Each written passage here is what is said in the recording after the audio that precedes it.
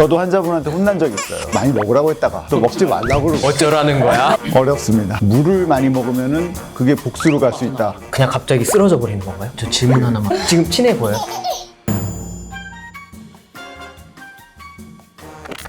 안녕하세요. 여러 간들에 대해 간드러지게 알려드리는 간들입니다.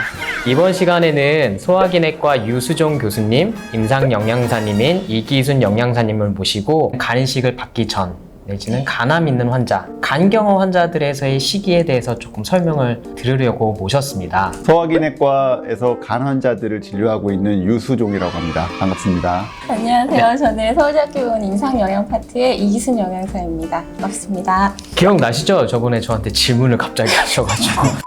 선생님께서는 혹시 간경화 환자들에서의 시기 어떻게 설명을 하고 계신가요? 간경화 환자들은 이제 간이 재생이 잘 안 되는 상태이기 때문에 간 재생을 위해서는 단백질을 적당량을 섭취를 해야 된다고 말씀을 드리는데 간 경화가 점점 진행하면서 간이식이 필요한 정도, 그런 합병증이 생기는 정도가 되면 또 갑자기 단백질을 제한해야 된다, 바뀌니까 단백질을 많이 먹으라고 했다가 또 먹지 말라고 그러고, 그러면 또 저염식하라고 그러고. 단백질은 대부분 다 짭짤한데 상충되고 하니까 환자분들이 상당히 혼란스러워 하시는데, 설명하는 저도 가끔씩은 혼란스러울 때가 있어가지고 이 자리를 통해서 저희도 한번 좀 다시 한번 배워보고.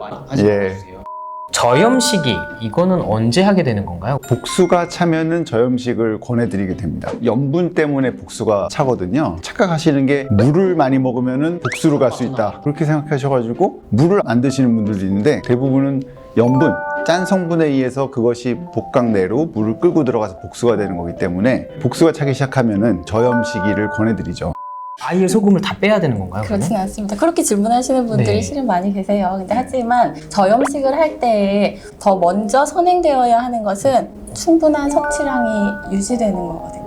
저도 환자분한테 혼난 적이 있어요. 제가 염분 제한해야 된다고 강력히 말씀드렸더니 그러면 밥을 전혀 못 먹는데 어떻게 살 수 있느냐 이러면서 저를 혼내시더라고요. 일단은 환자분들께 저염식을 교육을 드릴 때에는 실제로 어느 정도 드시는지를 먼저 평가를 하고요. 일반적으로 복수나 부종이 있는 경우에 하루에 소금을 5g 이하로 드시라고. 그게 어느 정도예요? 이만큼? 염분 섭취를 줄일 수 있는 효과적인 방법은 어떤 식품에 소금이 많이 들어있는지를 먼저 알고 섭취를 줄이라고 일단 먼저 말씀드립니다. 어떤 식품이 많이 들어있을까요? 짭짤한 거. 국물, 찌개, 탕, 면류, 네. 국물 음식, 김치, 장아찌, 젓갈, 이러한 염장식품들, 과자, 빵 이러한 것들, 그리고 가공식품들, 패스트푸드 이러한 식품의 섭취를 일단 먼저 줄이라고 말씀을 드립니다.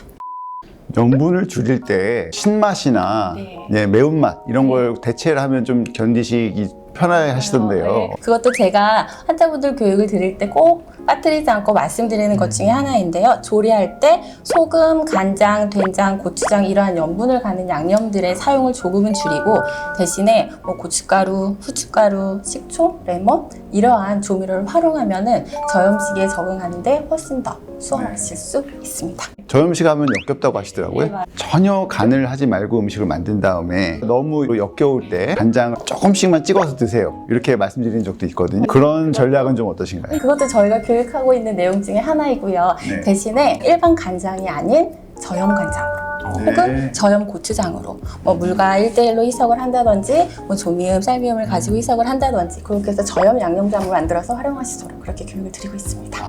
간경화 환자 중에 복수가 뚜렷하지 않은 환자들도 꽤 많거든요. 그런 환자들에서도 저염식을 해야 되는 건가요? 아니면 복수가 없다면 안 해도 되는 건가요? 복수가 없다면은 초기 간경화일 거로 생각이 되고요. 초기 간경화면은 일반인들하고 거의 같기 때문에 복수가 명백해지고 본인이 힘들어 하실 때 저염식을 권하기 시작하죠. 저 약간 노이로제가 하나 있는데 이 단백질이 왜 필요한 건가요? 간이 재생이 될 수 있기 때문에 적당량의 단백질 섭취는 꼭 필요한데, 단백질이 분해될 때 나타나는 독소가 있는데 간경화가 진행이 되면서 해독작용을 못하게 되면은 그 독소가 이제 뇌로 가면서 간성 혼수가 올 수 있거든요. 초기에는 간의 재생을 위해서 단백질이 적당 섭취량이 필요하지만 후기로 가면서 간 경화가 점점 더 진행하면은 단백질 섭취를 제한을 해줘야만 혼수를 예방을 할 수가 있죠. 선생님, 저 질문 하나만. 간성 혼수는 뭔가요? 그냥 갑자기 쓰러져 버리는 건가요? 혼수 상태? 그런 식의 혼수 상태는 깊은 정도의 간성 혼수고요. 갑자기 기분 변화가 심해지거나 사람 성격이 변하거나 밤낮이 뒤바뀌거나 이런 것도 이제 간성 혼수의 초기에 나타날 수 있는 증상이거든요.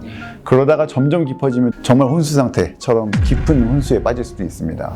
환자분들이 헷갈릴 수 있을 것 같아요. 간성 혼수인지 뭔지도 모르실 수도 있고 네. 내가 이거 단백질을 많이 먹어야 돼 아니면 제한해야 돼 어떤 상황인지 모르는 환자들도 있을 것 같은데요. 이거를 어떻게 힌트를 얻을 수 있을까요? 간경화가 많이 진행되면서 혼수 증상이 나타나기 전까지는 단백질을 그래도 잘 드시라고 권해드리는 편이고요. 간성 혼수라는 것이 꼭 단백질과만 관련된 건 아니고 변비가 있거나 감염증이 있다든지 그럴 때 또 유발될 수 있기 때문에 혼수 유발인자를 최대한 조절을 하면서 단백질은 좀 잘 드시도록 하는 편입니다. 단백질이 잘 공급이 돼야지 간이 재생이 잘 되면서 정상 간 기능을 유지를 할 수가 있으니까요. 혼수 증상이 나타나기 시작하면은 단백질 섭취를 좀 제한을 하시도록. 단백질 어느 정도가 적정량인가요? 일반적으로는 적절한 단백질을 섭취하라고 말씀을 하잖아요. 네네. 근데 도대체 적절한 단백질이 어느 정도야? 라는 제일 생각을 어려워요. 제일. 하실 수 있으세요. 적당히만 드세요? 적절히만 드세요? 최근에 교과서에 보면은요, 일단 단위 체중당 단백질을 1.2에서 1.5g 수준으로 섭취해라 라고 이야기를 하고 있거든요. 어렵습니다. 어쩌라는 거야?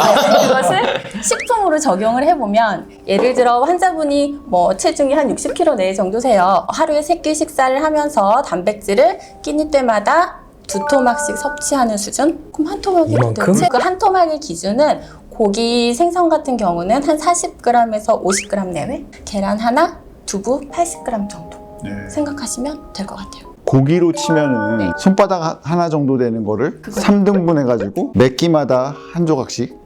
그 정도라고 생각하면은 어렵지 않을 것 같고요. 고기 다진 거를 동그랗게 묻혔을 때 작은 탁구공 크기 하나? 그 정도가 한 토막이라고 생각하시면 될 것 같습니다. 그거 한입거리인데? 회식할 때 먹는 정도면 엄청 많이 먹는 거네요? 그럼요. 한 토막을 기준으로 해서 끼니 때마다 2토막씩 하루에 3끼를 섭취하는 거죠. 근데 또 그렇게 설명드리면은 뭐 돼지고기, 소고기, 닭고기 종류에 관계 없습니까? 간성 혼수 있는 환자에서는 삼계탕이나 보양식 같은 걸 먹게 되면 어떻게 되길래 먹지 말라는 건가요?